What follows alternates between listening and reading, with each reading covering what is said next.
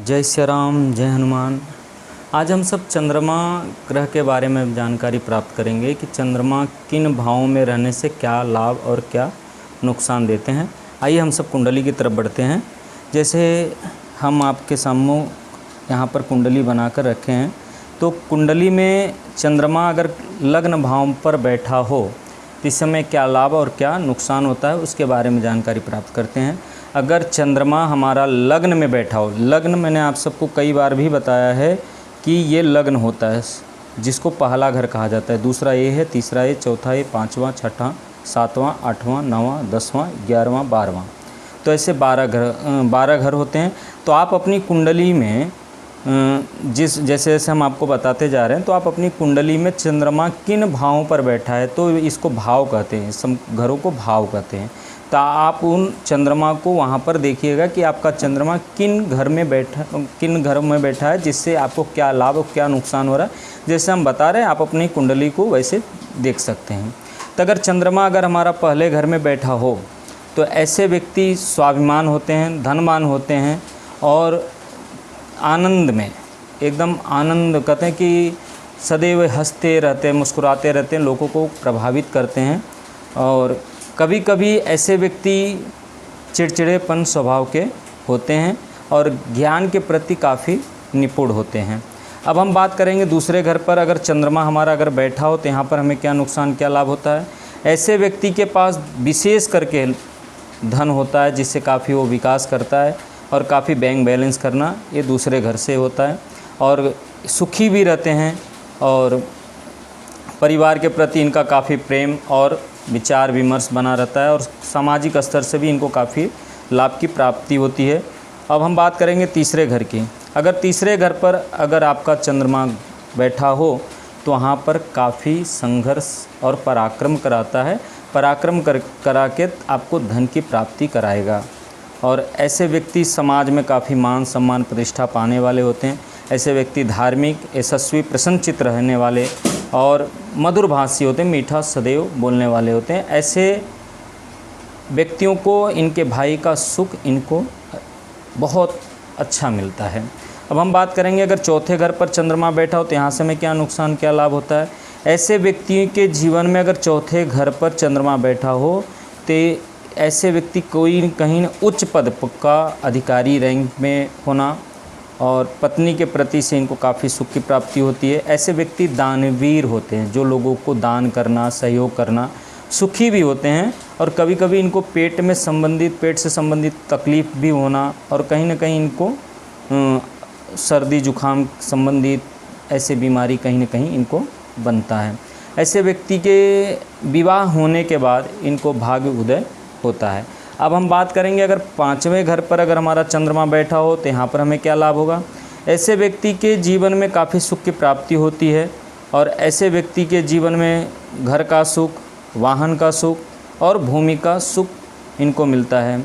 ऐसे व्यक्ति का निर्मल बुद्धि होता है, चंचल स्वभाव के होते हैं और कहीं ना कहीं इनको कन्या की अधिकता, इनके घर में कन्या की प्राप्ति ज़्यादा ही हो जाता है।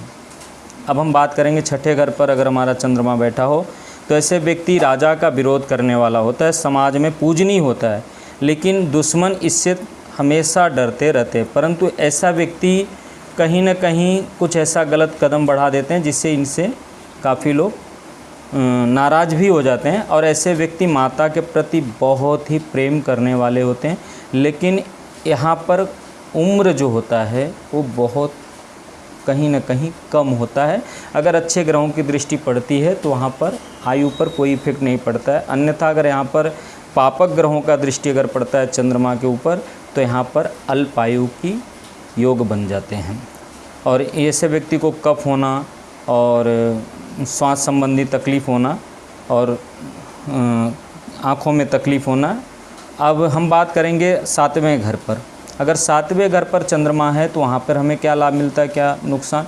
ऐसे व्यक्ति के जीवन में इनका पत्नी का सुख काफ़ी सुंदर मिलता है, व्यापार में इनको काफ़ी विशेष करके लाभ की प्राप्ति होती है।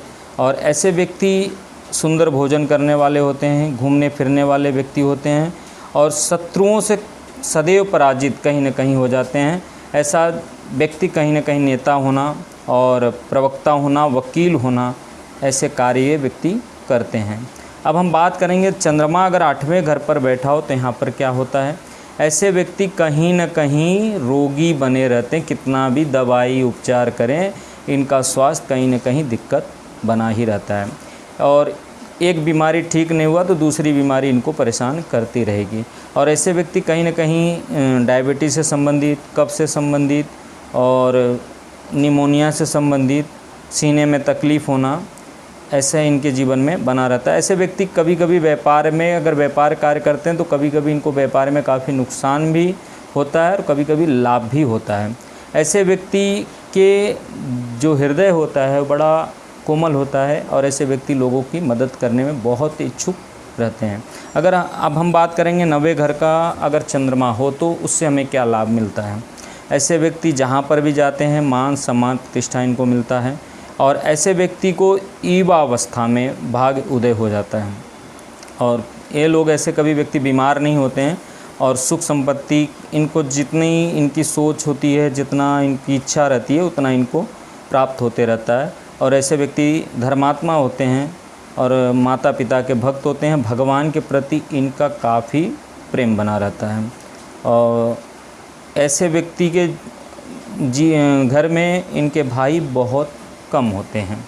अब हम बात करेंगे मकर राशि पर अगर चंद्रमा बैठा हो तो, 10वें घर पर अगर चंद्रमा बैठा हो तो, ऐसे 10वें घर पर अगर चंद्रमा बैठा है तो धार्मिक विचारों वाला व्यक्ति होता है और अपने बंधु बांधवों को काफ़ी सुख की प्राप्ति कराता है और मान सम्मान प्रतिष्ठा की प्राप्ति होती है। ऐसे व्यक्ति हर कार्य में निपुण रहते हैं, दयालु भी है, व्यापार में काफ़ी तरक्की करते हैं, यशस्वी भी होते हैं और लोगों का मदद करने वाले होते हैं। अब हम बात करेंगे 11वें घर पे अगर चंद्रमा बैठा हो। अगर 11वें घर पे चंद्रमा अगर बैठा हो तो ऐसे व्यक्ति को मान सम्मान प्रतिष्ठा मिलता है। घर में मान लो कि लक्ष्मी का आगमन स्रोत बहुत ही सुंदर बना रहता है। ऐसे व्यक्ति के जीवन में पत्नी के सहयोग से काफ़ी धन की प्राप्ति होती है और ऐसे व्यक्ति जातक निपुण होते हैं और सुखी होते हैं। कहीं न कहीं ऐसे व्यक्ति परदेश से संबंधित काफ़ी अच्छा धन की प्राप्ति करते हैं। अब हम बात करेंगे 12वें घर पर अगर हमारा चंद्रमा बैठा हो तो यहाँ 12वें घर पे अगर चंद्रमा बैठा है तो कहीं न कहीं इनको शत्रु का भय बना रहता है।